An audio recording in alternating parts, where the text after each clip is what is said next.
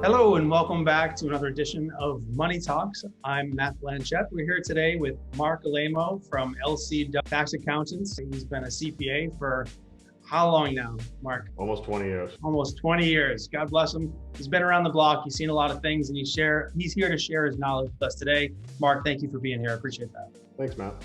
Mark, I'm going to actually start with a personal question. Selfishly, I bought a new car last year, and I understand that I have some options as far as this depreciation thing is concerned. Can you explain to me what do you mean by depreciation and what my options are? Sure. So everyone thinks when you buy something, you can just write it off all at once. Well, that's the case. But for things that take longer to consume, think of the difference between buying a cup of coffee at Starbucks and buying a bag of coffee. One you consume in 5 minutes if you're me, and another maybe in 5 days. If it's going to be consumed or used over an extended period of time, the IRS says that needs to be depreciated. You can't write it off all at once. Now, why does this matter with regard to Matt's new car? Whether it's his new car or it's improvements on a piece of real estate you own or a new copy machine that you bought for your office, you have different options available to you now as a result of tax legislation over the years that you can either take standard depreciation, which allows you to write it off a bit by bit over what the IRS deems its useful life to be,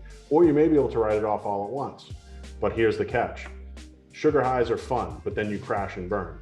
So if you're buying something and you're writing it off all at once, that's nice to not pay tax, to get the tax benefit all up front. But then during those other years where you would have a little bit of a tax cover for future income you're going to make, you don't have it. You definitely want to think about it, make the analysis, because in most cases, once you make a depreciation decision, you live with it for the life of the asset. Cool. All right, you've certainly given me some food for thought. Thank you very much, Mark. This has been another edition of Money Talks. If you have any question about your car depreciation or any asset depreciation for that matter, you just need a good CPA, give Mark Alaimo a call or reach out to me if you need his contact information. It will also be below. But thank you again for being here, Mark, and we'll see you guys next time on Money Talks.